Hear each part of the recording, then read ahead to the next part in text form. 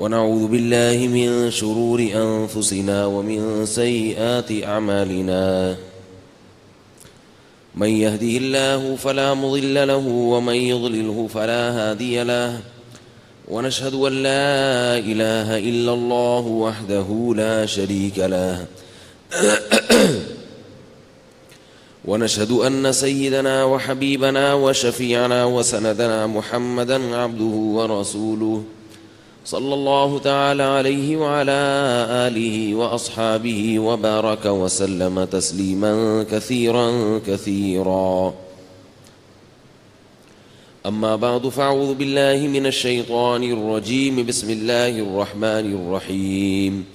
وإذا سألك عبادي عني فإني قريب أجيب دعوة الداع إذا دعان فليستجيبوا لي وليؤمنوا بي لعلهم يرشدون.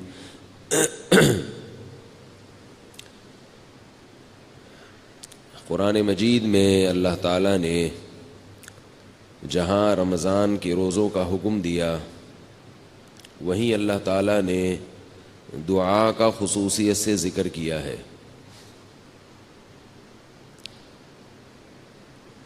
شہر رمضان الذی انزل فیہ القرآن، فرمایا رمضان کا وہ مہینہ ہے جس میں قرآن نازل ہوا. اس کے بعد پھر اللہ تعالیٰ نے رمضان کے روزوں سے متعلق حکم بیان کیا کہ دو قسم کے لوگ روزہ چھوڑ سکتے ہیں، ایک وہ لوگ جو مسافر ہوں اور ایک وہ لوگ جو بیمار ہوں. اور اس زمانے میں بعض لوگوں کی تحقیق کے مطابق تین قسم کے لوگ روزہ چھوڑ سکتے ہیں. ایک تو وہ جو بیمار ہوں، ایک وہ جو مسافر ہوں، اور ایک وہ جن کے کل پیپر ہوں. یہ ایک نیا فتویٰ مارکیٹ میں آ گیا ہے. تو اللہ نے کتنے لوگوں کو چھوٹ دی ہے؟ دو لوگوں کو، جو بیمار ہوں اور جو مسافر. البتہ خواتین کو جب ایام شروع ہوتے ہیں ناپاکی کے تو وہ بھی روزہ نہ صرف یہ کہ چھوڑ سکتی ہیں بلکہ رکھ نہیں سکتی، وہ تو ان کو پھر بعد میں قضا کرنا پڑے گا. ان تین یعنی مردوں میں دو قسم کے لوگ اور خواتین میں تین قسم کی خواتین کو اللہ نے اجازت دی ہے. لیکن بہرحال ایک فتویٰ مارکیٹ میں نیا چلا ہے کہ جس کے پیپر ہوں وہ بھی روزہ چھوڑ سکتا ہے. تو یاد رکھو اس کی شریعت میں اجازت نہیں ہے. تو میں یہ عرض کر رہا تھا کہ اللہ تعالیٰ نے جہاں رمضان کے روزوں کا ذکر کیا اور یہ بتایا کہ مریض چھوڑ سکتا ہے، یہ میں ذرا اس کو ایک ہی دفعہ میں سیٹ کر لوں، یہ بار بار تنگ کر رہا ہے.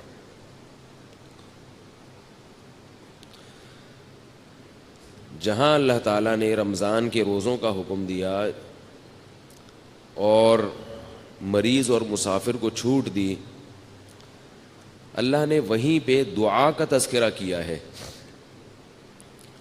آپ سورہ بقرہ دیکھیں، جہاں رمضان کے روزوں کے والی آیتیں ہیں، ان آیتوں کے ختم ہوتے ہی اللہ کا ارشاد ہے وَإِذَا سَأَلَكَ عِبَادِي عَنِّي فَإِنِّي قَرِيب.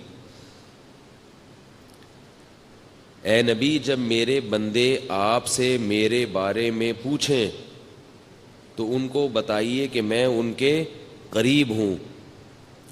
اجیب دعوت الداعی اذا دعان، میں پکارنے والے کی پکار کا جواب دیتا ہوں جب وہ مجھے پکارے.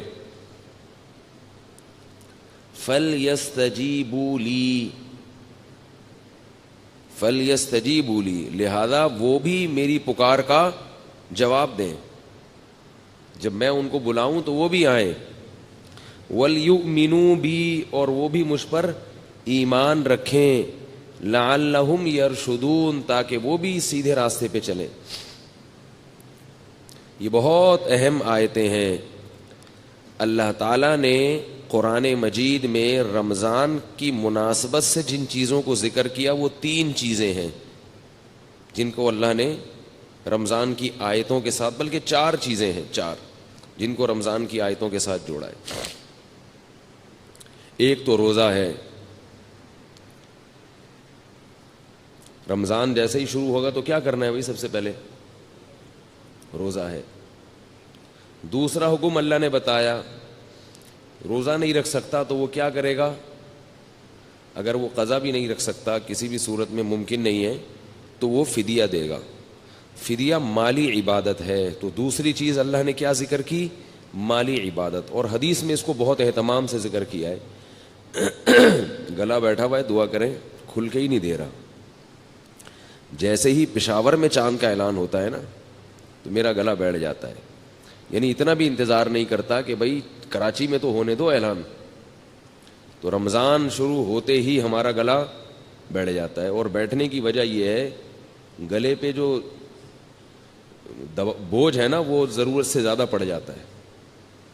سمجھ رہے ہیں نا؟ ایک مزدور کو آپ پتھر اٹھانے کا کہیں تو آپ اسے کہیں بھائی یہ بوری یا یہ پتھر یہاں سے وہاں رکھ کے آ جاؤ، وہ رکھ کے آ جائے گا. تو اس کے بعد آپ اس کو آرام دیتے ہیں. مسلسل وہ کرتا رہے تو اس کے بازو بیٹھ جائیں گے، اس کے گھٹنے بیٹھ جائیں گے، اس کی کمر بیٹھ جائے گی. تو رمضان شروع ہوتے ہی ہمارے گلے پر کیا ہو جاتا ہے؟ بہت زیادہ بوجھ پڑ جاتا ہے. بیانات کا سلسلہ شروع ہو گیا، پھر تراویح پڑھنا بھی ہے، پھر اس کو یاد کرنا بھی ہے. تو وہ ہوتے ہوتے پھر وہ پنپنے کا، پھر وہ افطاری میں کیسے پرہیز کرے بھائی؟ پکوڑا چھوڑ سکتا ہے کوئی افطاری میں؟ اب کسی ڈاکٹر کو بولتے ہو وہ بولے پکوڑے نہیں کھاؤ. سمجھ، پکوڑے نہیں کھاؤ، دنیا چھوڑ دیں گے یار. افطاری میں ہم سموسے کیسے چھوڑ سکتے ہیں؟ اور کراچی کی گرمی کے روزے، اتنے ٹف روزے، اتنی گرمی میں انسان بیٹھے اور کھچڑی کھائے گا کیا افطاری میں بھائی؟ تو ہم کہتے ہیں بھائی آدمی کچھ کھائے تو تمیز کے ساتھ. اور یاد رکھو یہ پکوڑا اتنا نقصان دہ چیز نہیں ہے جتنا اس کو بدنام کیا جاتا ہے. بات میں آ رہا ہوں موضوع کی طرف. چھوٹا سا آپ کو ایک ہلکی سی بات افطاری کے حوالے سے بتا دوں. سموسے نقصان دیتے ہیں، پکوڑے نقصان نہیں دیتے. سموسے میدے کے بنے ہوئے ہوتے ہیں، وہ نقصان دیتے ہیں. سموسا اگر کھانا ہے اندر کے آلو نکال کے کھا جاؤ، اس کے میدا نہ کھاؤ. وہ جو ہوتا ہے نا پاپڑ اس کا، وہ میدا ہے، وہ نقصان دے گا. پکوڑا ہے بیسن. بیسن صحت کے لیے بہت مفید چیز ہے.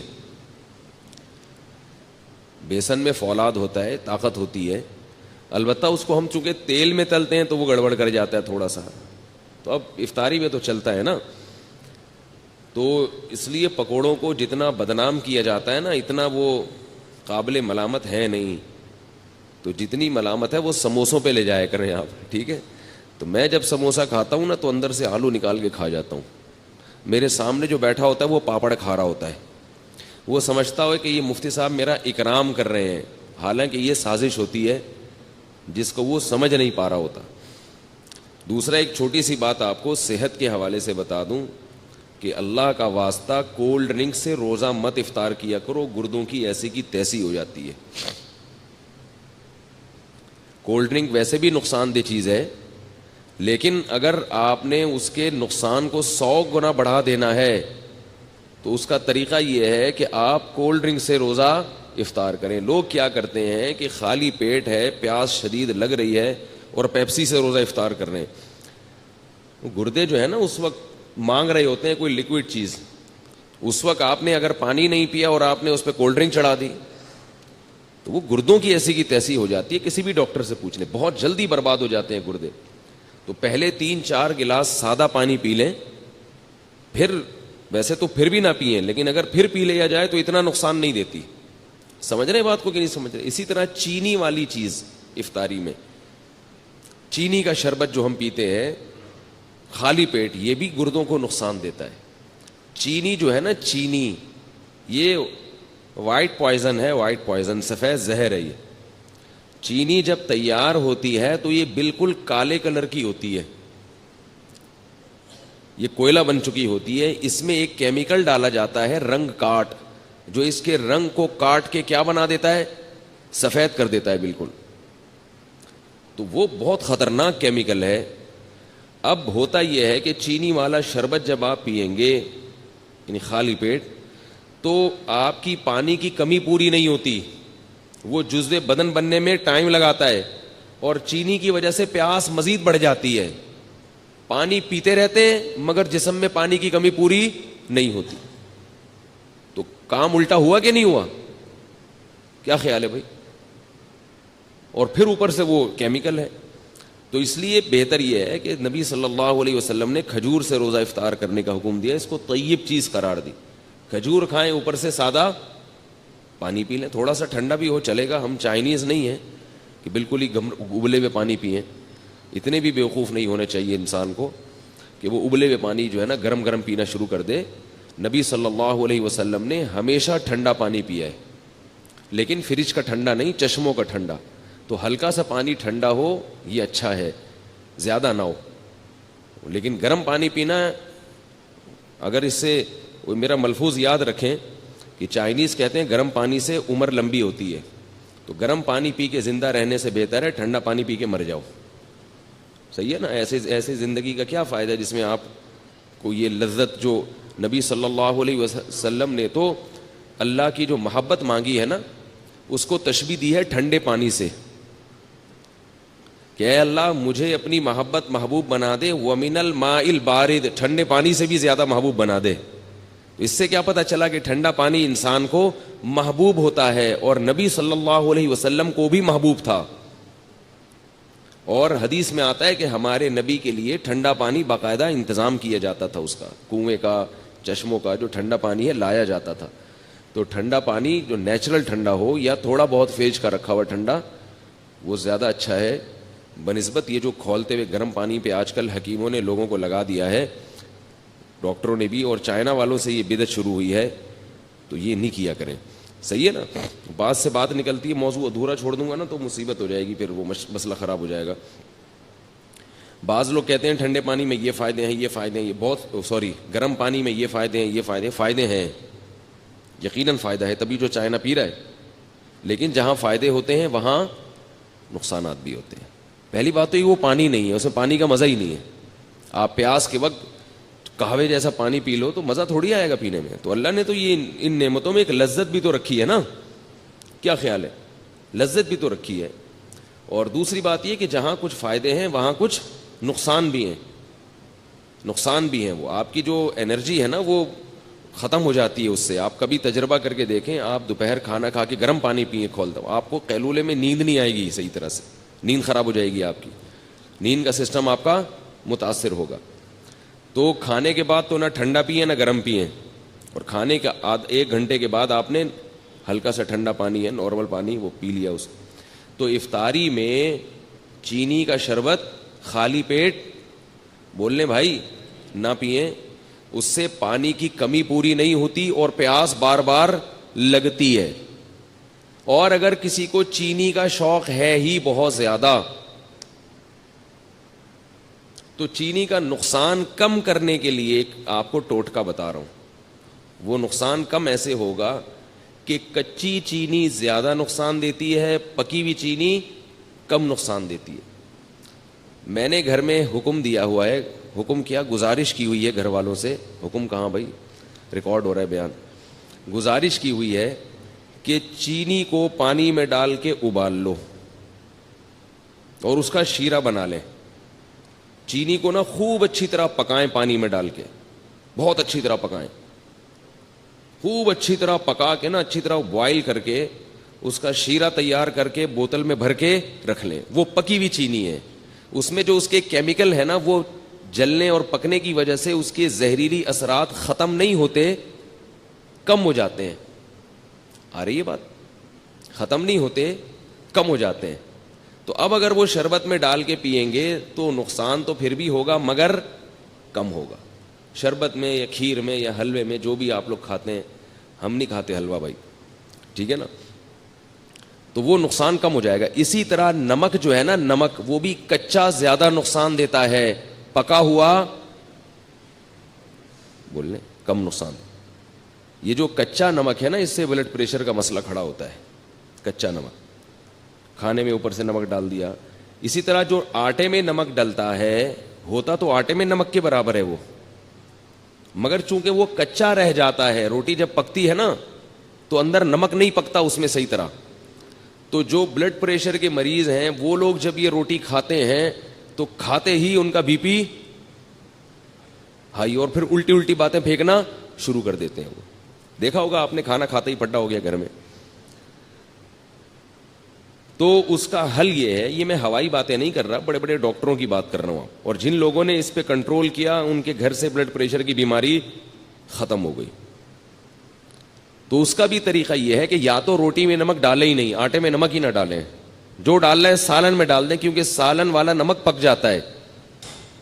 سمجھ رہے ہیں نا, جب سالن میں نمک ڈالا جاتا ہے تو وہ کیا ہو جاتا ہے, پک جاتا ہے, تو پکنے سے اس کے اثرات کم ہو جاتے ہیں. تو یا تو روٹی میں نمک ڈالیں ہی نہیں, اور اگر نمک ڈالنا ہے تو وہی طریقہ کہ جیسے چینی کا آپ نے شیرہ تیار کر لیا تو نمک کو بھی پانی میں ڈال کے اچھی طرح بوائل کر لیں, خوب اچھی طرح پکائیں اس کو, اور پھر وہ شیرہ یعنی نمک کا جو لیکوڈ ہے وہ آپ بوتل میں محفوظ کر لیں. کیا ہو گیا بھائی, بہت آپ کے فائدے کی بات کر رہا ہوں, آپ کے فائدے کی بات کر رہا ہوں.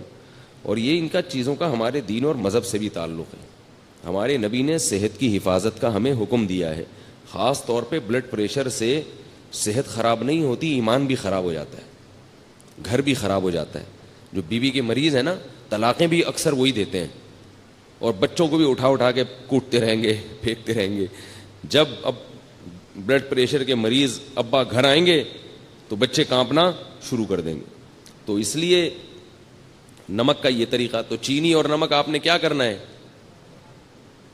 پکا کے رکھیں گھر میں. اور اس کا بڑا فائدہ بھی ہے, جب چینی کا شیرہ تیار ہوتا ہے تو کسی بھی شربت میں یا اس کو گھولنا آسان بھی ہوتا ہے. شیرہ ہے وہ یوں کر کے لاؤ, لیکن اس کے لیے تھوڑی سی خواتین کو محنت کرنی پڑے گی, ٹھیک ہے نا, بہت محنت والا کام ہے یہ.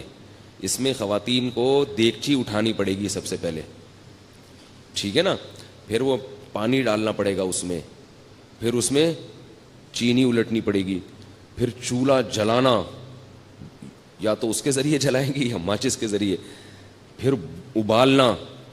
تو کافی ٹینشن والا کام ہے, لیکن ایک دفعہ کی ٹینشن ہے, آپ کو یہ ٹینشن باقی ٹینشنوں سے بچا لے گی.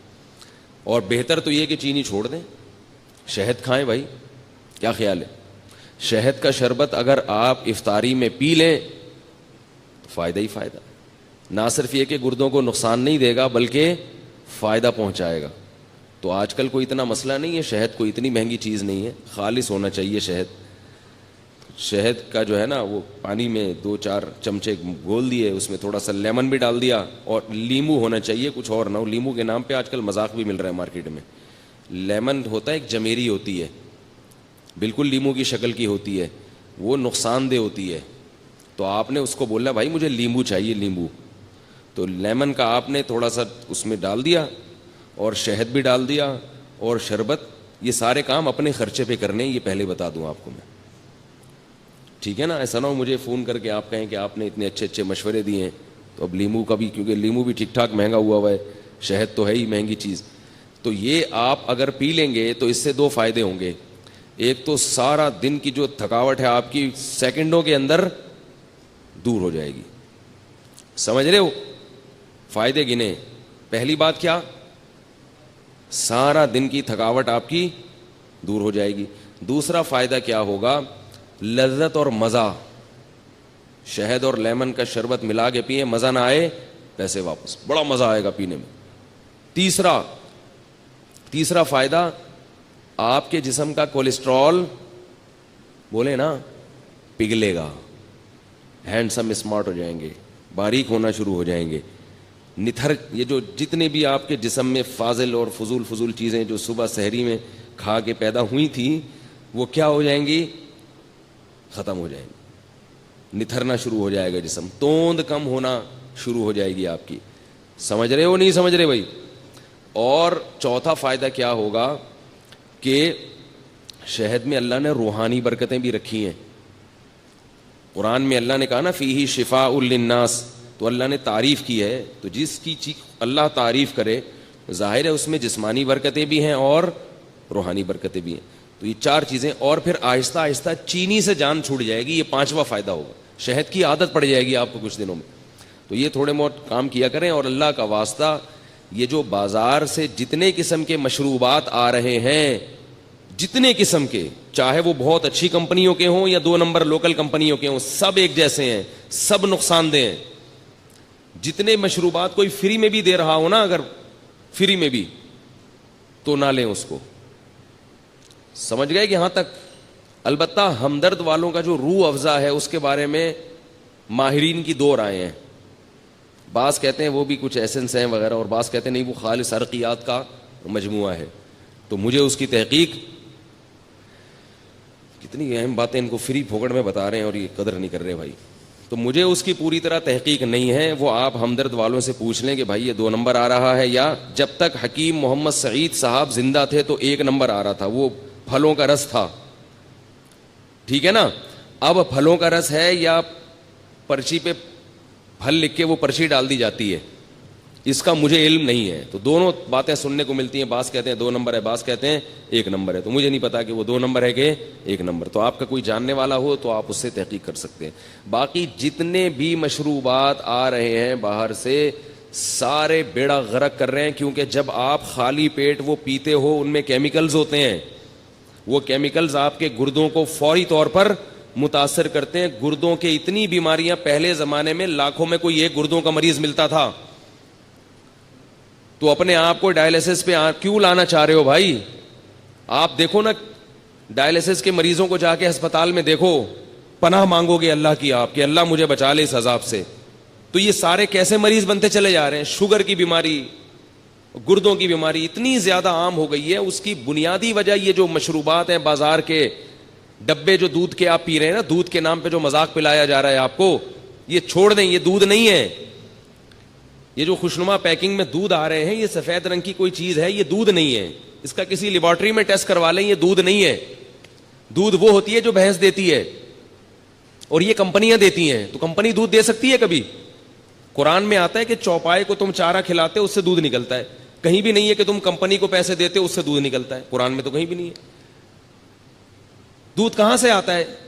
اب یہ پہلی جماعت کے بچوں کے سوال ہیں, بتاؤ دودھ کہاں سے آتا ہے؟ گائے سے آتا ہے یا کمپنی سے آتا ہے؟ گائے دودھ دیتی ہے. ہندو اسی لیے تو گائے کی عبادت کرتے ہیں کہ وہ دودھ دیتی ہے. ہندو کو کبھی دیکھا کہ نیسلے کمپنی کی عبادت کرتے ہوں, یا ملک پیک کی عبادت کرتے ہوں, یا ملک ٹیئر کی عبادت کرتے ہوں؟ اتنی سینس تو ہندوؤں میں بھی ہے کہ عبادت کس کی کرنی ہے, یعنی ان کے لحاظ سے جو سینس ہے, کس کی عبادت کرنی ہے؟ گائے کی. اور ہم کیا کر رہے ہیں؟ ہندوؤں کو مجبور کر رہے ہیں کہ وہ کس کی عبادت شروع کر دیں؟ کمپنیوں کی عبادت شروع کر دیں. تو دودھ گائے دیتی ہے, گائے سے دودھ نکالو, یا جس نے نکالا ہوا ہے اس سے جا کے خریدو. اس میں جراثیم اگر ہیں تو کوئی مسئلہ نہیں ہے, وہ جراثیم والا اس بغیر جراثیم سے بہتر ہے. جراثیم بھی اس میں اسی لیے آ رہے ہیں کہ وہ دودھ ہے. جراثیم کو بھی پتا ہے کہ یہ کیا ہے, دودھ ہے. اور یہ جو ڈبوں کے دودھ ہیں ان کو کھول کے رکھ دو, اس کو جراثیم بھی لفٹ نہیں کراتے. تو جس چیز کو جراثیم بھی لفٹ نہ کرا رہے ہوں اس کو آپ کیوں پی رہے ہو بھائی؟ تو یہ ساری چیزیں کھا کھا کے لوگوں کے گردوں کا بیڑا غرق ہو گیا. شوگر کے مریض بنتے چلے جا رہے ہیں, توندیں نکلتی چلی جا رہی ہیں, جسم ڈھلکتے چلے جا رہے ہیں, چہروں کی رونقیں ختم ہو رہی ہیں, پھر بھی پی رہے ہیں, بچوں کو بھی پلا رہے ہیں. اس لیے یہ اللہ نے قرآن میں حکم دیا ہے کہ اپنے آپ کو خود سے ہلاک مت کرو. جیسے خودکشی کرنا حرام ہے کھمبے سے چپک کے, ایسے ہی سلو پوائزن کھا کے آہستہ آہستہ اپنے آپ کو تباہ کرنا بھی غلط کام ہے, ناجائز کام ہے. اگر آپ کو پتا ہے کہ اس سے مجھے نقصان ہو رہا ہے. یہ عجیب بات ہے کہ کھمبے سے چپکنا تو حرام ہے, اپنے آپ کو مار دینا. یعنی آپ مجھے بتاؤ, ایک آدمی خودکشی کر رہا ہے, وہ ایسے کر رہا ہے کہ ابھی گیا اور ابھی بجلی کے کھمبے پہ ہاتھ لگایا اور ابھی مر گیا. تو یہ ناجائز ہے یا نہیں ہے بھائی؟ اور ایک آدمی ایسے اپنے آپ کو ہلاک کر رہا ہے کہ وہ تھوڑا تھوڑا کرنٹ اپنے لگاتا ہے کہ میں ابھی نہیں مروں, 10 سال میں مر جاؤں. تھوڑا تھوڑا اپنے آپ کو کیا کر رہا ہے؟ ہلاک کر رہا ہے. آج تھوڑا سا کرنٹ, پھر تھوڑا اور ذرا جھوڑ کا جھٹکا, پھر اور. ٹھیک ہے, یہ ویسا حرام نہیں ہے جیسا ایک دم سے مارنا, لیکن کیا اس کو بھی ہم صحیح کہہ سکتے ہیں اس عمل کو؟ ہے بھائی زندگی کی حفاظت جب فرض ہے تو پھر وہ ہر لحاظ سے فرض ہے. تو اس طرح یہ چیزیں کھا کھا کے لوگوں نے, اور افطاری میں چونکہ زیادہ نقصان ہوتا ہے, تو رمضان تو اللہ نے ہمیں دیا ہے, اس کی حکمتوں میں ایک حکمت یہ ہے کہ اس سے صحت اچھی ہوتی ہے. اور اوپر سے جتنی بیماریاں رمضان میں ہو رہی ہیں اتنی کسی اور مہینے میں نہیں ہوتی, کیونکہ وہ جو سارا جو ہے نا ترتیب آؤٹ کر جاتی ہے. کہاں سے کہاں بات چلے گی. خیر میں اب اصل بات کی طرف آتا ہوں. تو میں یہ عرض کر رہا تھا کہ اللہ نے قرآن میں رمضان کے لیے 4 احکام خصوصیت سے بیان کریں. ایک پر اشارہ دیا ہے لیکن حدیث میں اس کی پھر وضاحت ہے. تو وہ 4 کام میں سب سے پہلا کام کیا ہے؟ بولو بھائی, روزہ. اس میں تو آپشن ہے ہی نہیں, وہ تو رکھنا ہی رکھنا ہے. دوسرا کام اللہ نے رمضان میں جس کا خصوصیت سے ذکر کیا ہے وہ ہے تلاوت قرآن. رمضان کا اور قرآن کا آپس کا بہت گہرا جوڑ ہے. شہر رمضان الذی انزل فیہ القرآن، فرمایا یہ وہ مہینہ ہے جس میں قرآن نازل کیا گیا. یہ وہ مہینہ ہے جس میں قرآن نازل کیا گیا. تو اللہ نے رمضان کا انتخاب کیا ہے قرآن کے نزول کے لیے. اسی وجہ سے رسول اللہ صلی اللہ علیہ وسلم نے اس مہینے میں تراویح کو مشروع کیا، تراویح کو، تاکہ اس میں قرآن پڑھا جا سکے. بعض جو متجددین کہہ رہے ہیں کہ تراویح کا نبی سے کوئی ثبوت نہیں ملتا، یہ جھوٹ ہے، غلط بات ہے 100%. تراویح سب سے پہلے کس نے پڑھی ہے؟ محمد صلی اللہ علیہ وسلم نے. 3 دن پڑھ کے چھوڑ اس لیے دی کہ فرض نہ ہو جائے. پھر صحابہ نے ابو بکر کے دور میں ہی شروع کر دی تراویح، حضرت عمر کے دور میں نہیں شروع ہوئی ہے، یاد رکھو. صحابہ پھر پڑھتے رہے ہیں، نبی کے انتقال کے بعد بھی پڑھتے رہے ہیں، کیونکہ اب فرضیت کا امکان ختم ہو گیا تھا. حضرت عمر نے صرف اتنا کیا ہے کہ مختلف ٹولیوں میں جو پڑھ رہے تھے ان کو ایک امام پہ جمع کیا ہے، کیونکہ نبی نے جو پڑھائی تھی وہ نبی نے، آپ اکیلے امام تھے اور باقی سب لوگ مقتدی تھے. تو حضرت عمر نے ان کو نبی کے نہج پہ اس تراویح کو حضرت عمر لے کر آئے ہیں. اور اس کو جو نیا کام کہا وہ اس لیے کہ ابو بکر کے دور میں ایک امام پر نہیں تھے، تو اس لحاظ سے وہ نیا ہے، حضرت ابو بکر کے دور کے لحاظ سے. سمجھ رہے بات کو؟ تو بعض لوگ کہتے ہیں تراویح کا لفظ قرآن سے دکھاؤ، حدیث سے دکھاؤ. تراویح کا لفظ حدیث میں نہیں ہے، تراویح کی نماز حدیث میں ہے. تو ہم نماز کو زیادہ فوکس کرتے ہیں، ناموں میں ہمیں الجھنے کی ضرورت نہیں ہے. آپ اگر تراویح کو کوئی اور نام دینا چاہیں تو ہمیں کوئی پریشانی نہیں ہے. آپ اس کو صلاۃ اللیل کہہ لیں، رات کی نماز کہہ لیں، قیام رمضان کہہ لیں، تو بھی ٹھیک ہے. تو ناموں سے کیا ہوتا ہے؟ اور یہ تراویح ہم نے نام نہیں دیا، یہ اسلاف نے نام دیا ہے، تابعین نے نام دیا ہے تراویح کو. سمجھ رہے؟ یہ نام اس نماز کو کس نے دیا ہے؟ اسلاف نے. کیونکہ یہ عام تہجد سے، عام معمول سے ہٹ کے تھی، تو انہوں نے کہا اس کا نام کوئی الگ سے ہونا چاہیے. بعض لوگ کہتے ہیں پورے قرآن میں تراویح کا لفظ کہیں نہیں ملتا، نہ حدیث میں ملتا، لہذا یہ بدعت ہے. بھائی نام تو بہت سی چیزوں کا نہیں ملتا، وہ عمل اگر ملتا ہے تو وہ دیکھو. نماز جو ہم پڑھتے ہیں، اس نماز کا پورے قرآن اور حدیث میں کوئی تذکرہ ملتا ہے؟ بولو نا. نماز کے لفظ کا کوئی قرآن و حدیث میں تذکرہ، بولو نا بھائی، نہیں ملتا. اب کوئی نماز دکھاؤ، نہیں ہے، نہیں تو ہم بھائی نماز نہیں ہے، صلاۃ تو ہے نا. 5 نمازیں جو ہم پڑھتے ہیں اس عمل کا ثبوت ملتا ہے. اس کو نام ہم کچھ بھی دے دیں، عربی میں اس کو صلاۃ کہتے ہیں، قرآن نے اس کو صلاۃ کہا، اردو میں ہم اس کو کیا کہتے ہیں؟ نماز کہتے ہیں. تو نام چینج کرنے سے کچھ نہیں ہوتا. اگر وہ عمل ہمیں مل رہا ہے تو ہم اس کو اپنی آسانی کے لیے کوئی بھی نام دے سکتے ہیں. اب میں کہیں تقریر کر رہا ہوں، بولوں 5 نمازیں فرض ہیں. اب کوئی جناب پروفیسر صاحب اٹھ کے کہیں گے نماز تو قرآن میں کہیں ہے ہی نہیں، تو میں کہوں یہ جو فجر ہم نے 2 رکعتیں پڑھی ہیں یہ ہے یا نہیں؟ کہہ رہے یہ 2 رکعتیں تو ہیں مگر نماز نہیں ہے. میں نے کہا پھر کیا ہے؟ وہ کہا یہ تو صلاۃ ہے. کہ اچھا بھائی ناموں میں جھگڑا ہے، تم اس کو صلاۃ کہہ دو یار.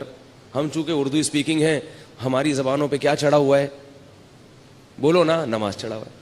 تو بھائی نبی صلی اللہ علیہ وسلم سے رمضان میں الگ سے جماعت کے ساتھ 3 دن تراویح پڑھانا ثابت ہے، لیکن اس کو آپ نے تراویح کا نام نہیں دیا. ابو بکر رضی اللہ نے بھی اس کو تراویح کا نام دیا، حضرت عمر نے بھی نام نہیں دیا. لیکن ایک نماز بہرحال اس کا وجود اور ثبوت ہو گیا. اب جب ہو گیا تو پھر اسلاف نے آسانی کے لیے اس کو الگ نام دے دیا، کیونکہ وہ الگ نوعیت کی نماز تھی. تہجد کی نماز جماعت سے نہیں پڑھی جاتی. نفل نماز میں لوگوں کو بلا کے اکٹھا کر کے اتنی بڑی جماعت قائم کرنا بدعت ہے. یاد رکھو، نماز میں جو کام نبی نے انفرادی کیا وہ انفرادی کرنا پڑے گا، اور جو اجتماعی کیا وہ اجتماعی کرنا پڑے گا. اجتماعی کو انفرادی اور انفرادی کو اجتماعی نہیں کر سکتے آپ. فجر کی 2 سنتیں جو نبی نے پڑھی ہیں، اجتماعی پڑھی ہیں یا انفرادی پڑھی ہیں؟ بولو نا بھائی، انفرادی. اب اگر آپ کہیں میں 2 سنتیں جماعت سے پڑھوں گا، بدعت بن جائے گا کہ نہیں بن جائے گا؟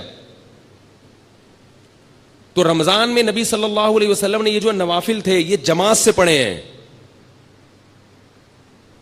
جبکہ عام دنوں میں تہجد آپ صلی اللہ علیہ وسلم جماعت کا اہتمام نہیں کرتے تھے. اگر جماعت ہوتی بھی تو ایک دو صحابی آگے کھڑے ہو گئے. تبھی فقہا لکھتے ہیں کہ نفل نماز کی جماعت میں 4-5 افراد اگر اکٹھے ہوں گے تو یہ بدعت عمل کہلائے گا, کیونکہ نبی صلی اللہ علیہ وسلم نوافل میں جماعت کا اہتمام نہیں کرتے تھے. ایک دو آدمی ہوں ٹھیک ہے, زیادہ نہیں ہوں. تو اب جو تراویح میں اتنی بڑی جماعت قائم کی, اگر یہ بالکل الگ منفرد نماز نہ ہوتی تو اس میں پھر جماعت جائز نہ ہوتی, کیونکہ نبی صلی اللہ علیہ وسلم کا جو 8 رکعت معمول تھا پڑھنے کا, وہ جماعت سے نہیں تھا, وہ انفرادی تھا. تو اس میں جماعت قائم کرنا کہاں سے جائز ہو گیا؟ عجیب بات ہے کہ بعض لوگ جو ہے نا وہ تراویح کی رکعتیں بخاری سے لیتے ہیں اور نبی سے لیتے ہیں, اور جماعت کہاں سے لے رہے ہیں؟ حضرت عمر سے لے رہے ہیں, اور ان دونوں کو ملا کے ایک مسئلہ بنا رہے ہیں. بھئی جب آپ جماعت حضرت عمر سے لے رہے ہیں تو رکعتیں بھی آپ کو کہاں سے لینی پڑیں گی؟ حضرت عمر سے لینی پڑیں گی. اور حضرت عمر نے یہ کہاں سے لی ہیں؟ نبی صلی اللہ علیہ وسلم سے لی ہیں. تو اب اگر کوئی کہے نا یہ تراویح کا لفظ دکھاؤ تو بولا نماز دکھا دو. کہ نماز نہیں تو صلاۃ تو ہے نا. تو آپ اسے کہیں جیسے صلاۃ کو ہم اردو میں نماز کہتے ہیں, اسی طرح اسلاف نے اس مخصوص نماز کو جو رمضان میں جماعت سے پڑھی جاتی تھی, اسلاف نے اس کو تراویح کہنا شروع کر دیا. اگر آپ کچھ اور کہنا چاہتے ہو تو ہمیں کوئی اعتراض نہیں ہے, لیکن یہ نماز پڑھو آپ بہرحال اور اس کو مانو. اور اسلاف نے اس کو تراویح کہا کیوں, یہ بھی سن لیں. کچھ اور کہہ دیتے, یہ بھی بڑی ٹیکنیکل بات ہے, نوٹ کر لیں, نوٹ, یہ بڑی خاندانی باتیں ہیں, خاندانی. تراویح اس لیے کہا کہ اسلاف جو تابعین تبع تابعین جب یہ نماز پڑھتے تھے تو ان کا معمول تھا کہ 4 رکعتوں کے بعد آرام کرتے تھے, تھوڑا سا وقفہ کرتے تھے, تھکاوٹ دور کرتے تھے. کتنی رکعتوں کے بعد؟ 4 رکعت. تو اب 4 رکعتوں کے بعد ریسٹ. عربی میں ریسٹ کو استراحہ کہتے ہیں. کیا کہتے ہیں؟ استراحت. ہوتا ہے نا ایک جلسہ استراحہ, استراحت. استراحہ اصل میں تھا استرواح, اور اس کے جو اصل حروف ہے نا وہ را, واو اور ہا ہے, روح. اسی سے مروحہ ہے, پنکھا, مروحہ, را واو ہا آ رہا ہے نا. پنکھا کیا کرتا ہے؟ ہوا پھینک کے آپ کو راحت دیتا ہے, بشرطے کہ چل رہا ہو. کئی ایسی والوں کی تو کوشش ہوتی ہے کہ نہ دے. اگر پنکھا چل رہا ہو تو آپ کو کیا دے گا؟ راحت دے گا, اور آپ کی طرف بھی ہو, ورنہ دوسرے والے کو دے گا, آپ کو ٹینشن دے گا. تو راحت سے نکلا یہ لفظ, صحیح ہے نا. تو ترویحہ, ترویحہ راحت پہنچانے والی چیز. تو 4 رکعتوں کے کو کیا کہا جاتا تھا؟ ترویحہ, کیونکہ اس کے بعد وہ کیا کرتے تھے؟ راحت حاصل کرتے تھے. کیا حاصل کرتے تھے 4 رکعتوں کے بعد؟ راحت. اب ذرا بات سمجھنا, ترویحتن کی جمع ہے تراویح. ترویحتن کی جمع کیا ہے؟ تراویح. عربی میں جمع کم سے کم 3 افراد پہ بولی جاتی ہے.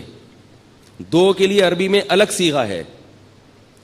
دیکھو, رجل ایک آدمی, رجولانی 2 آدمی, رجال 2 سے زیادہ. رجل کیا ہوا, روزہ کیوں لگ رہا ہے آپ کو؟ ہمارا بھی روزہ ہے بھائی, بولے نا ذرا. رجل ہمارے بھی روزہ ہے.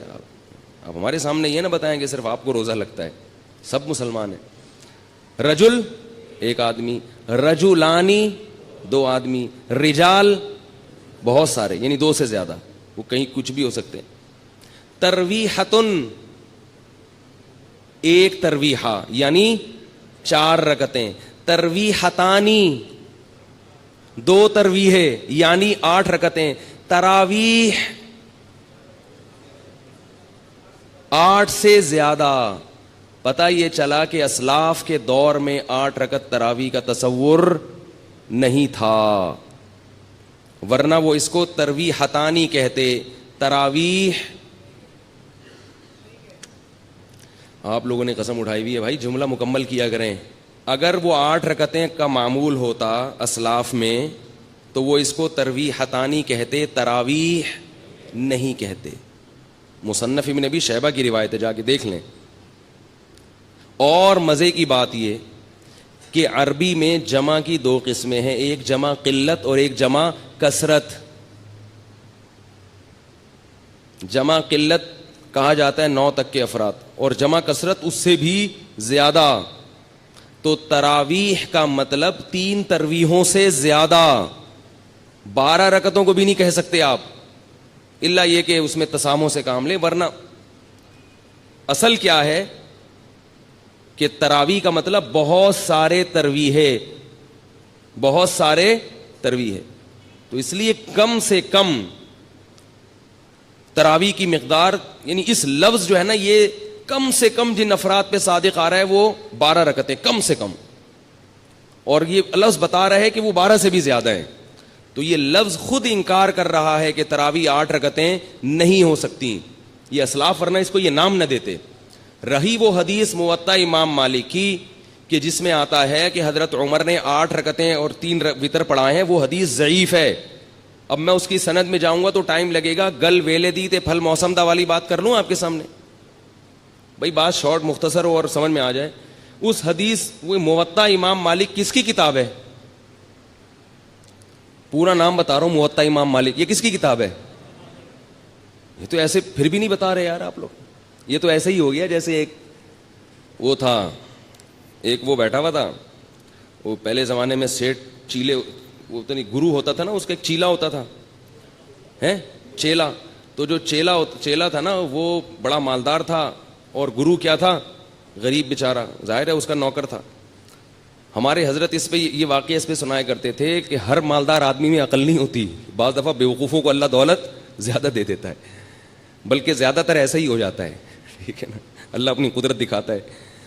تو اور اگر اللہ یہ اصول بناتے کہ جس کے پاس پیسہ ہو تو اس کے پاس, جس کے پاس عقل زیادہ ہو پیسہ بھی ہوگا, تو بیوقوف تو بھوکے مر جاتے بیچارے. تو کیا ہے کہ عجیب حساب ہے کہ بعض دفعہ عقل بالکل نہیں ہوتی, پیسہ بہت ہوتا ہے. تو اس پہ حضرت یہ واقعہ سناتے تھے کہ وہ ایک چیلا تھا, بڑا مالدار تھا, اس کا ایک نوکر تھا. تو چیلے نے اپنے نوکر سے کہا, گرو سے کہا کہ مجھ سے, وہ حضرت پنجابی میں سناتے تھے, بڑا مزہ آتا تھا مجھے, وہ پوری پنجابی اس طرح آتی نہیں ہے, تو میں کچھ اردو کچھ پنجابی کا تڑکا لگانے کی تھوڑی سی کوشش کروں گا, کیونکہ اس لطیفے کا پنجابی میں ہی مزہ ہے. جو لطیفہ جس زبان میں بنا ہو وہ اسی میں سننے میں مزہ آتا ہے, وہ کسی اور زبان میں جب ترجمہ ہوگا تو اس بیچارے کی لطیفے کی ایسی کی تیسی ہو جاتی. تو حضرت اس پہ سنایا کرتے تھے کہ وہ گرو نے اس سے پوچھا, بلکہ وہ سرائکی میں ہے, کہ اپنے نوکر سے کہا کہ مجھ سے کوئی پہیلی پوچھو, لیکن یہ بتا دوں اگر مجھے اس کا جواب نہ آیا نا تو تیری ٹھکائی لگاؤں گا میں. یعنی اپنے نوکر سے خود ہی اپنی ذہانت کا امتحان بھی لے رہا ہے, اور پھر یہ بھی ڈر ہے کہیں فیل ہو کے میں بیوقوف ہونا میرا ثابت نہ ہو جائے. تو کہہ رہا ہے کہ اگر مجھے اس کا جواب نہیں آیا نا, مجھ سے حل نہیں ہوئی, تو میں تجھے چھوڑوں گا نہیں. اب وہ بیچارہ پریشان, یہیں سے بیوقوفی شروع ہو گئی نا. اب وہ کہہ رہا ہے کہ یار سوچ کے کوئی ایسی پہیلی لے کر آؤ, بہت ہی آسان ہو, بہت آسان ہو, جس کا جواب آ جائے. تو اب اس نے پہلی پوچھی کہ حضور بتاؤ کہ ایک جانور ہے تے پونچھ گھمیندی ہے. گھمیندی پنجابی کا لفظ ہے, سرائکی کا لفظ ہے, سرائکی ہے نا, تو سرائکی میں یہ لطیفہ, پونچھ گھمیندی ہے, چولہے کے گرد گھومتی ہے. یعنی ایک جانور ہے جو اکثر چولہے کے گرد گھومتا ہے اور دم ہلاتی ہے رہتی ہے, صحیح ہے نا. اور مزید آسان کرنے کے لیے بولے میاؤں میاؤں کرندی ہے. ٹھیک ہے, اب تو بات ہی حل ہو گئی نا. ایک جانور ہے جو گھر میں رہتا ہے, دم ہلاتا ہے اور اکثر چولہے کے گرد گھومتا ہے اور میاؤں میاؤں کرتا ہے. بوجھو کی ہے, بتاؤ بھائی کون سا جانور ہے. اب وہ سوچ میں پڑ گیا. اب وہ کیا ہو رہا ہے, سوچ. کافی دیر سوچنے کے بعد بولتا ہے کوکیڑ, مرغا. اب یہ نوکر نے بولا میری تو آئی شامت, اگر میں بولوں غلط ہے. بڑا ہوشیار تھا. اس نوکر نے بولا حضور لگتا ہے کسی نے دسیا ہے, یہ اتنا مشکل پہیلی کا جو آپ جواب لے کر آئے ہو, یہ لگتا ہے کسی نے آپ کے کان میں چپکے سے بتایا ہے. بڑے فخر سے کہتا ہے اوئے اکل جی دوڑ ہے, اکل جی. یہ کیا ہے؟ اکل جی دوڑ ہے, عقل کی دوڑ ہے بھائی, کوئی بتا نہیں رہا ہم کو. تو میں آپ سے پوچھ رہا ہوں موطا امام مالک کس کی کتاب ہے؟ آپ کہنے پتہ ہی نہیں. تو نام تو لے رہا ہوں امام مالک کی. یہ تو ایسے ہی ہو گیا جیسے ایک امتحان میں سوال آیا. پہلے محمد بن قاسم کا پورا تذکرہ تھا کہ اس نے ہندوستان پہ 17 حملے کیے اور یہ کیا اور وہ کیا. آخر میں بچوں سے سوالات تھے, کیونکہ وہ بچے اتنے نالائق تھے آج کل جیسے اسکولوں کے ہوتے ہیں کہ وہ استاذ پیپر اتنا آسان بناتے ہیں پھر بھی پاس نہیں ہوتے. تو اب استاذ نے تنگ آ کے جو پیپر بنایا نا وہ یہ تھا. پہلا سوال تھا محمد ابن قاسم نے محمود غزنوی نے ہندوستان پہ 17 کیا کیے. محمود غزنوی نے ہندوستان پہ 17 کیا کیے, حملے کیے ظاہر ہے. دوسرا سوال یہ تھا محمود غزنوی نے کس ملک پہ 17 حملے کیے, یہ دوسرا سوال ہے. تیسرا سوال ہے کس شخص نے ہندوستان پہ 17 حملے کیے. یہ 3 سوال ہیں اور ان 3 میں ایک کرنا ہے, 2 اختیاری ہیں, ٹھیک ہے نا. کمپلسری صرف ایک ہی سوال ہے. بچے پھر بھی فیل ہو جاتے ہیں, وہ پھرے دیکھ رہے ہوتے ہیں جو لے کر آئے ہیں نا, یار اس میں کہاں لکھا ہوا ہے. تو دیکھو کہاں کتنا آپ لوگوں نے پریشان کر دیا. اگر آپ اسی وقت جواب دے دیتے امام مالک کی ہے تو پھر مسئلہ یہ اتنے 2 واقعات آپ کو اتنے حسین واقعات سننے کو نہ ملتے. تو موطا امام مالک میں یہ حدیث ہے کہ حضرت عمر نے 8 رکعتیں اور 3 وتر پڑھائے تھے. تو موطا امام مالک کس کی کتاب ہے؟ امام مالک کی. امام مالک نے خود اس حدیث کو نہیں لیا ہے, یہ ضعیف ہے. اگر یہ صحیح ہوتی تو جو اس کا مؤلف ہے سب سے پہلے وہ اس کو فالو کرتا نا. خود امام مالک کا یہ مذہب نہیں ہے کہ تراویح 8 رکعتیں ہیں, خود انہوں نے اس کو فالو نہیں کیا. سمجھ رہے ہو بات کو؟ تو اس لیے جو مجتہدین ہیں, جو فقہاء ہیں, ان کی بات کو مانو بھائی, جو ساری دنیا چلتی چلی آئی ہے. اب یہ تو اب رواج ہو گیا اتنا. پھر بھی بار بار میں یہ کہتا ہوں کہ لڑنا نہیں چاہیے ان چھوٹے مسائل میں, بس آپ کا نظریہ درست کرنا, موقف اپنا سامنے رکھنا مقصد ہے. پھر بھی کوئی 8 پڑھ رہا ہے 20 پڑھ رہا ہے تو کسی پہ طنز نہ مارو. لوگ کیا کرتے ہیں کہ ایک دوسرے پہ طنز کرنا شروع کر دیتے ہیں. تو آپ اپنے آپ کو متبع سنت سمجھیں اور دوسرے پہ طنز ماریں, یہ طریقہ غلط ہے. اور نبی صلی اللہ علیہ وسلم کے نہ یہ اخلاق ہے نہ یہ سیرت ہے. وہ بولیں بھائی اس بیچارے کی جو سمجھ میں آیا, اس کو نبی کا جو طریقہ اس کی سمجھ گیا, وہ اپنے حساب سے سنت کو فالو کر رہا ہے, تو ٹھیک ہے. اس کو اگر وہ اجتہادی خطا پہ ہے تو اللہ تعالیٰ پھر اس کو, اگر وہ اس میں صلاحیت ہے اجتہاد کی اور خطا ہو رہی ہے تو اللہ اس کو ثواب دے دے گا اس پہ. تو 2 کام میں نے بتا دیے. دوسرا کام کیا ہے؟ تلاوت. اور اسی کے لیے نبی صلی اللہ علیہ وسلم نے تراویح کو مشروع قرار دیا. پھر آپ صلی اللہ علیہ وسلم حضرت جبریل کے ساتھ رمضان میں قرآن کا دور کیا کرتے تھے, تو اس لیے رمضان میں رات کو تراویح بھی پڑھنی چاہیے اور دن میں بھی تلاوت کا اہتمام کرنا چاہیے. تیسرا کام جس کا حدیث میں ذکر ملتا ہے اور قرآن نے اشارہ بھی دیا اس کی طرف, وہ کیا ہے؟ صدقات و خیرات کی کثرت. روزہ رکھنا آسان ہے, مال خرچ کرنا مشکل. آج کل لوگ منتیں جو مانتے ہیں نا کہ میرا یہ کام ہو گیا تو یہ کروں گا, یا خواتین جو منتیں مانتی ہیں, نماز روزے کی تو منتیں مانی جاتی ہیں, پیسے خرچ کرنے کی منتیں نہیں مانی جاتی. دکھتی رگ پہ ہاتھ رکھا کہ میں نہیں رکھا, میں نے پیسے خرچ کرنے کی منتیں نہیں مانی. پیسوں سے ہمیں بہت محبت ہے, اور اللہ نے جہاں نماز کا ذکر کیا وہاں مال خرچ کرنے کا ذکر ساتھ ساتھ کیا. اس سے پتہ چلتا ہے کہ اللہ کو کنجوس نمازی پسند نہیں ہے. تو ہم اس نوٹ سے دل نہ لگائیں, اس پراپرٹی سے دل نہ لگائیں, رکھیں مگر ساتھ ساتھ اللہ کی راہ میں خرچ بھی کیا کریں. آپ کو پتہ ہے کہ پہلے صوفیاء کرام کی جو خانقاہ ہوتی تھی, آج کل چند ایک کو چھوڑ کے اچھے لوگ بھی ہیں تصوف میں الحمدللہ, انہی کی برکت سے آج یہ دین قائم ہے. ہم بھی اسی تصوف کے سلسلے سے جڑے ہوئے ایک نالائق ہیں جو آج یہاں بیٹھ کے ٹوٹا پھوٹا دین کا کام کر رہے ہیں. تصوف پر رد ہرگز مقصد نہیں ہے, کسی کا مذاق اڑانا مقصد نہیں ہے, لیکن بہت سی خانقاہیں کھانے پینے کا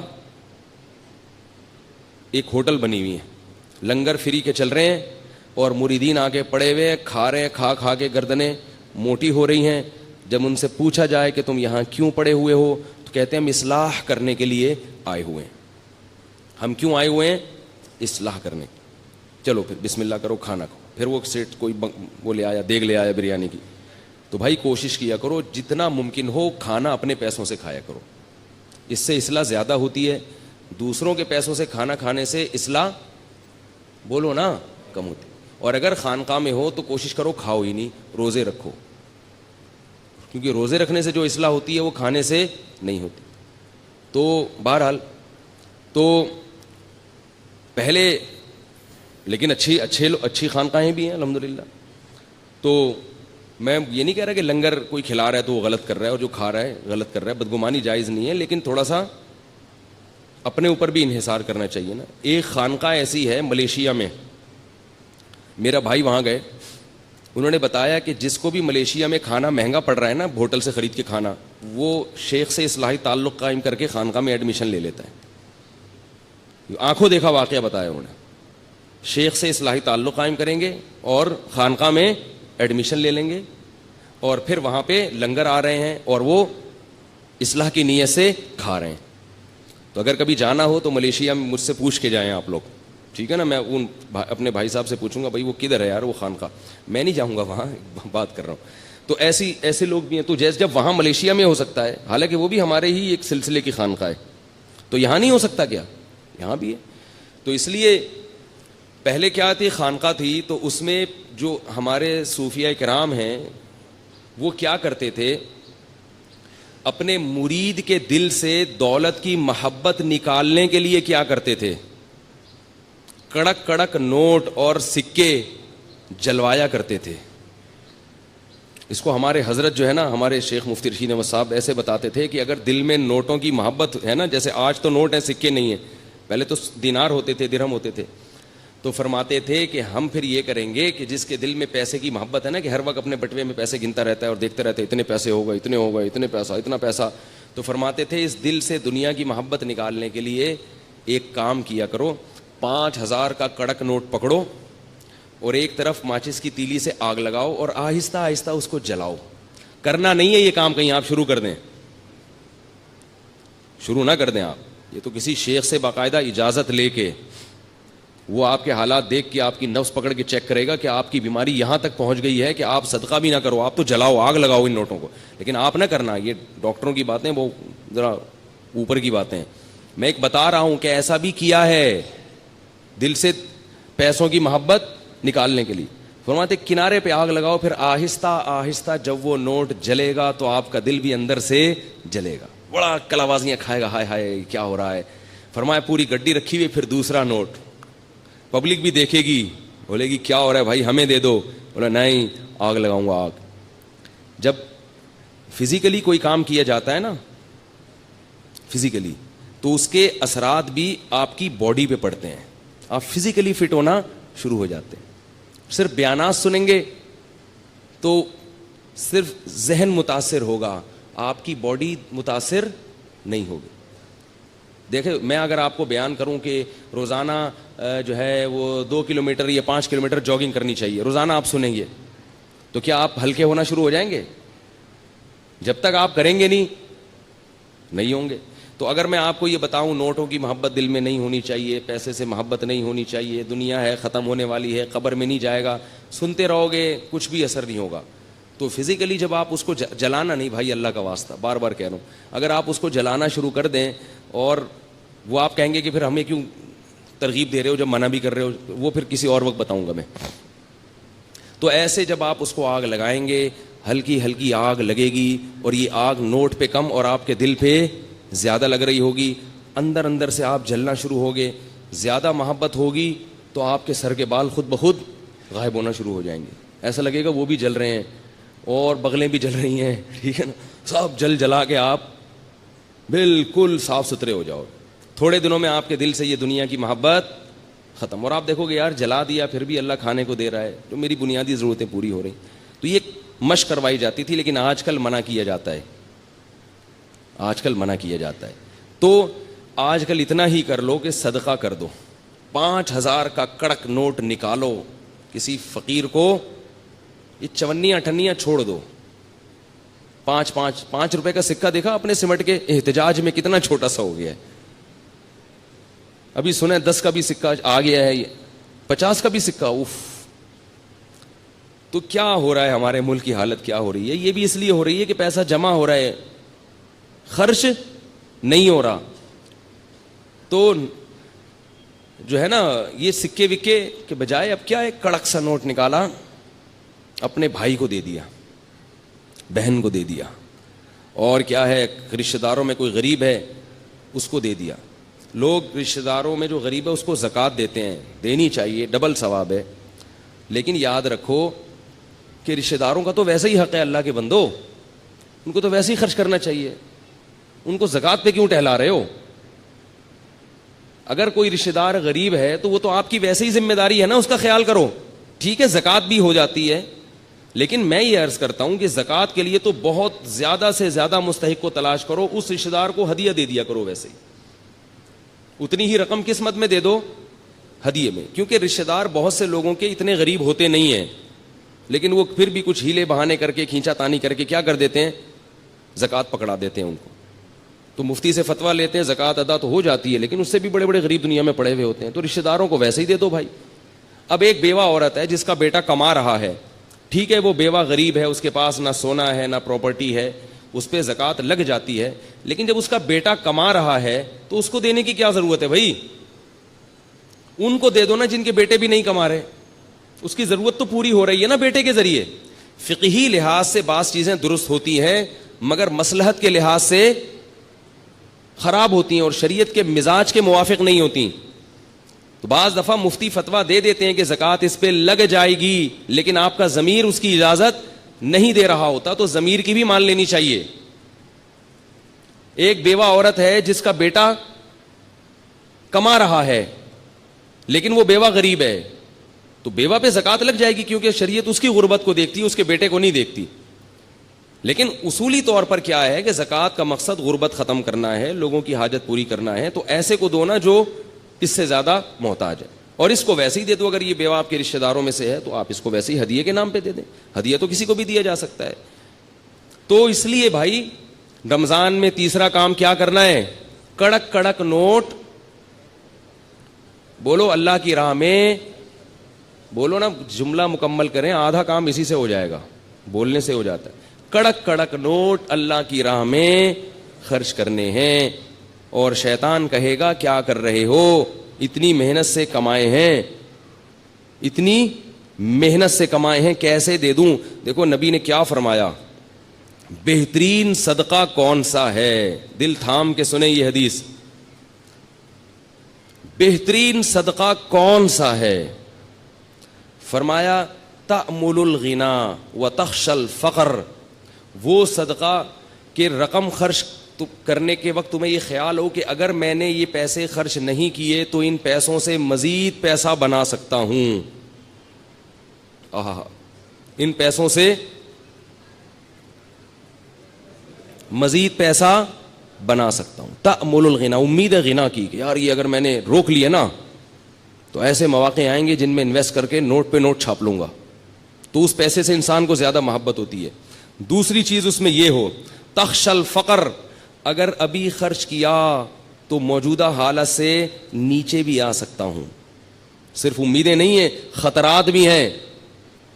تأمل الغنا وتخشى الفقر, اور فرمایا ان تکونا صحیحا شحیحا, صحت مند بھی ہو, ورنہ بعض دفعہ بڑھاپے میں انسان خوب صدقات و خیرات شروع کرتا ہے, اس کو پتا ہے اب میں دنیا سے جا رہا ہوں, یہ پیسہ میرے کام نہیں آئے گا, بچوں سے بنتی نہیں ہے, ان کو محروم کرنا ہے, تو یہ فلانے مدرسے میں دے دو اور فلاں مسجد میں دے دو. صحیح کا مطلب بالکل جوان ہٹا کٹا, ابھی کھانے پینے کی, لائف کو انجوائے کرنے کی عمر ہے. یہ میں نہیں کہہ رہا بھائی, مجھ پہ کیوں غصے ہو رہے ہیں, میں تھوڑی کہہ رہا ہوں, یہ کون کہہ رہا ہے, رسول اللہ, اللہ کے سفیر جو دنیا میں اللہ کا پیغام لے کر آئے تھے, صحیحاً صحت مند ہٹا کٹا, اور آج تو بڑھاپے میں نہیں کرتے, پاؤں قبر میں لٹکے ہوئے ہوتے ہیں, پھر بھی میرا پیسہ میرا پیسہ میرا پیسہ, لیکن جوانی میں کرنا اور مشکل ہے. ان تکونا صحیحاً, 4 شرطیں.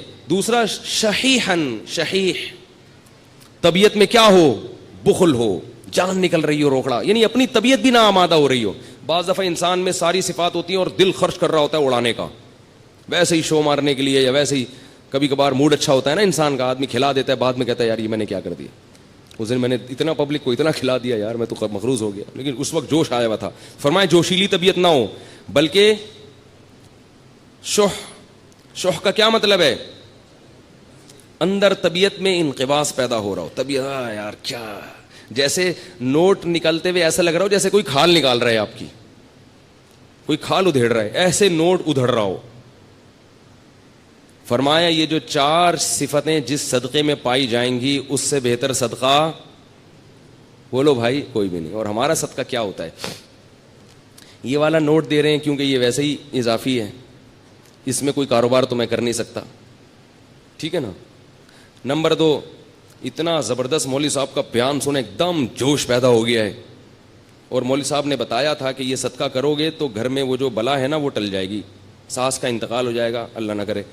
بعض لوگوں کے لیے سانسیں بلائیں ہیں, یا کسی کی سانس ٹھیک ہو جائے گی, بھائی وہ پریشان تھا سانس ٹھیک کرنا چاہتا تھا, ٹھیک ہو جائے گی, تو یہ سب ہو جائے گا. ہم جو صدقے کرتے ہیں نا, اللہ کو تو راضی کرنا مقصد ہی نہیں ہوتا, بلائیں ٹالنا مقصد ہوتا ہے. وہ بھی ٹھیک ہے, بلائیں بھی ٹلتی ہیں, بلائیں ٹالنے کے لیے بھی کرنا چاہیے, لیکن پہلی چیز کیا ہونی چاہیے؟ اللہ کی رضا, اللہ خوش ہو جائے, اللہ مجھ سے آخرت کے عذاب کو دور کر دے. میں آج لوگوں کی حاجت پوری کروں گا, اللہ کل قیامت میں میری حاجت پوری کر دے. تو بھائی ٹھیک ہے, یہ والا نہیں ہوتا, اس سے نیچے درجے کا صدقہ کر لو. لیکن حدیث میں آتا ہے رسول اللہ صلی اللہ علیہ وسلم رمضان میں سخاوت کے دریا بن جایا کرتے تھے, سخاوت کے دریا. عجیب بات ہے, لیلۃ القدر میں لوگ تلاوت بھی کرتے ہیں, نماز بھی پڑھتے ہیں, صدقات و خیرات نہیں کرتے. حالانکہ عبادت میں تو صدقہ ایک مستقل عبادت ہے, تو لیلۃ القدر میں بھی عبادت صدقات و خیرات والی کیا کریں. اگر اس وقت رات کو آپ کو کوئی فقیر یا مستحق نہیں مل رہا تو کچھ پیسے نکال کے اپنے پرس میں اس نیت سے الگ کر دیں, اللہ میری طرف سے یہ میں نے نکال دی. اب مستحق تلاش کرنے میں 1 مہینہ لگ جائے, 1 سال لگ جائے, وہ ٹینشن کی بات نہیں ہے. الٹے سیدھے لوگوں کو نہ پکڑایا کریں. لوگ جلدی میں کیا کرتے ہیں, غلط لوگوں کو پکڑا دیتے ہیں, اس لیے کہ ابھی رمضان ہے ثواب نہ نکل جائے. تو رمضان میں اگر آپ کو مستحق نہیں مل رہا تو آپ ثواب کی نیت سے نکال کے الگ رکھ دیں گے, تو انشاءاللہ ثواب رمضان ہی کا ملے گا آپ کو. کیونکہ اب یہ جو آپ تاخیر کر رہے ہیں یہ اپنی سستی کی وجہ سے نہیں کر رہے, بلکہ اس لیے کہ صحیح ہاتھوں میں پہنچے, مستحقین تک پہنچے. آ گئی یہ بات سمجھ میں کہ نہیں آئی ہے؟ تو یہ والا صدقہ. اور دیکھو نبی جو سخاوت کے دریا ہوتے تھے, تو آپ صلی اللہ علیہ وسلم کے پاس تو مال تھا ہی نہیں. پتہ یہ چلا کہ سخاوت کا دریا بننے کے لیے مالدار ہونا ضروری, بولو نا, نہیں. اب آپ کہیں گے پیسے ہیں ہی نہیں تو صدقہ کہاں سے کریں؟ ایک آدمی خود غریب ہے, وہ کہاں سے صدقہ کرے؟ بھائی جیسے نبی نے کیا اور جیسے نبی نے بتایا. نبی نے فرمایا کہ تمہارے پاس اگر 1 کھجور ہے, 1 کھجور تو ہوتی ہے نا, اور اگر 1 کھجور بھی نہیں ہے تو مجھے بتائیں بھائی, کچھ چندہ وندہ کرتے ہیں اس کے لیے ہم لوگ یہاں سے. وہ ایک چور گیا نا کسی کے گھر میں, کچھ مل ہی نہیں رہا تھا, تو چور نے 50 روپے نکالے, اس بندے کو اٹھایا, بولا یار یہ رکھ. تو 1 کھجور تو ہوتی ہے بھائی سب کے پاس, تو صرف 1 کھجور ہے, اس سے زیادہ مسکین دنیا میں کوئی بھی نہیں ہے. تو فرمایا کہ آدھی کاٹ کے خود کھا لو اور آدھی صدقہ کر دو. فاتقوا النار ولو بشق تمرہ. اور قربان جاؤں محمد صلی اللہ علیہ وسلم کی تعلیمات پہ. فرمایا یہ بھی نہیں ہے, اگر کھجور بھی نہیں ہے, فاقے ہو رہے ہیں, تو پھر کیا ہے؟ صدقے کا مقصد دوسرے کی حاجت پوری کرنا, اس کو خوش کرنا نا. تو فرمایا ان تلقى اخاك بوجه طلیق, مسکرا کے بات کر لو لوگوں سے, ایسی بات کر لو جس سے لوگ خوش ہو جائیں. لوگ مجھے کہتے ہیں نا, اب جمعے کے بیان میں ہنساتے بہت ہیں, اس لیے ہنساتا ہوں کہ لوگ گھر میں رو رہے ہیں, گھر میں رو رہے ہیں, بیویوں سے لڑائیاں, ابا سے نہیں بن رہی, چاچے سے نہیں بن رہی, وہ وراثت کھا گیا, وہ یہ کر دیا, اس نے یہ دھمکی دے دی, باہر نکلے گا وہ موبائل چھین کے. کوئی ابھی جمعے میں آتے ہوئے کتنے لوگوں کے موبائل غائب ہو جاتے ہیں, روتا روتا مسجد میں آتا ہے. اب امام صاحب بھی اگر رولائیں گے تو کہاں جائے گی عوام بھائی؟ اس لیے ہم نے کہا بھائی ایک تھوڑا سا ہلکا ہاتھ رکھو پبلک پہ, یہ ٹینشن کے مریض بن چکے ہیں. کچھ علماء رلاتے ہیں, وہ بھی صحیح کرتے ہیں, تو کچھ کو تھوڑا سا ہنسانے دو. میں اس لیے ہنساتا ہوں کہ ہنس ہنس کے بات سمجھ میں آ جائے, عمل ہو جائے. کیونکہ آج کل لوگوں کی قوتیں بڑی کمزور ہیں اور گھر میں رو رہے ہیں. اللہ کی قسم, جو لوگوں کے فون آتے ہیں میں کہتا ہوں مجھے مت رلا یار, ٹھیک ہے نا. ایسا بیویوں سے پٹ رہے ہیں, تو میں کہتا ہوں مجھے نہ رولا, مجھے آپ کی باتیں سن کے بہت رول. کہہ رہے ہیں سانس آئی ہوئی ہے, جہاں نہیں رہی ہے. عجیب عجیب لوگوں کی کہانی ہے بھائی. ایک صاحب نے کہا میں نے شادی کی ہے, میری بیوی نے اپنی ماں کو میرے گھر لا کے بٹھا دیا ہے, ہل ہی نہیں رہی ہیں, سارے خرچے میں اٹھا رہا ہوں. میں نے کہا ان کے بیٹے نہیں, کہہ رہے بیٹے ہیں پھر بھی نہیں. تو عجیب عجیب لوگوں کی کہانیاں اللہ تعالیٰ معاف فرمائے. اللہ سے شکر ادا کرنا چاہیے کہ اللہ تو نے ہمیں بھی اچھی سانسیں ملی ہیں الحمدللہ. اتنی ایسی نہیں ہے بھائی, اللہ کا شکر ہے یار. ہمیں تو اب محبت ہونے لگتی ہے اپنے سسرال والوں سے. تو خیر, تو نبی نے کیا فرمایا کہ اگر آدھا کھجور بھی نہیں ہے تو کیا کرو, مسکرا کے بات کرو. تو یہ تو ہو سکتا ہے نا بھائی, خام خام ناک پہ مکھی مت بٹھا کے رکھو, جو ملے ذرا اچھی طرح, اور بھائی السلام علیکم, کیا حال ہے بھائی, کہاں گئے ہو بھائی, اتنے دنوں سے بڑے یاد آ رہے تھے. وہ بیچارہ خوش ہو جاتا ہے اس سے. لیکن میں زیادہ اس لیے نہیں کرتا کہ وہ چپک جاتا ہے, ٹھیک ہے. تو یہ وہ آدمی یہ کام کر سکتا ہے جس کے پاس تھوڑا سا ٹائم ہو. تو ہمارے پاس تو صدقے کے لیے پیسے ہیں نا, تو ہم پیسے پکڑا دیتے ہیں, اگر بھائی یہ پیسے لے نکل, چلو شاباش. لیکن بعض مخصوص دوست ہیں وہ مستثنا, اس سے ایک بندے یہاں بیٹھے ہیں وہ ابھی غصہ نہ ہو جائیں کہیں. تو تیسرا کام نبی نے کیا کیا ہے, صدقات و خیرات. تو یہ کام بھی ہم نے زیادہ سے زیادہ کرنا ہے. چوتھا کام رہ گیا, وہ انشاءاللہ اگلے ہفتے بیان کروں گا. تو بھائی صدقات و خیرات خوب کثرت سے کرنا. اور میں بار بار ایک اعلان کرتا ہوں کہ آپ مسجد کے امام سے بھی, اپنے امام سے بھی رابطہ کر سکتے ہیں. ائمہ کرام کے پاس مستحقین ہوتے ہیں. کوئی میرے ذریعے سے اگر تعاون کرنا چاہے غربا اور مساکین, تو ہمارے پاس بھی غربا اور مساکین کا ایک اچھا خاصا جماعت ہے ہمارے پاس جن کے ساتھ ہم تعاون کرتے ہیں. بہتر تو یہ کہ خود پہنچائیں. میں کہتا ہوں کہ کسی کو نہ دیں, مجھے بھی نہ دیں, خود پہنچائیں. لیکن بعض لوگ یورپ میں ہیں, امریکہ میں ہیں, امریکہ میں غریب مشکل, وہاں کے غریب یہاں کے مالداروں سے زیادہ اچھی حالت میں ہوتے ہیں. تو جو خاص طور پہ یورپ میں رہتے ہیں وہ لوگ رہتے ہیں, ان کے لیے مشکل ہوتا ہے غریب تلاش کرنا. تو وہ پھر اپنے ملکوں میں, ویسے بھی اپنے ملکوں کا حق زیادہ ہے, تو ان کو چاہیے بھائی اپنے ملکوں میں بھیجیں اور پھر یہاں کے ذریعے لوگوں پر تقسیم کروائیں, تاکہ ہمارے ملکوں کی غربت دور ہو. اللہ تعالیٰ سمجھنے کی, عمل کی توفیق عطا فرمائے.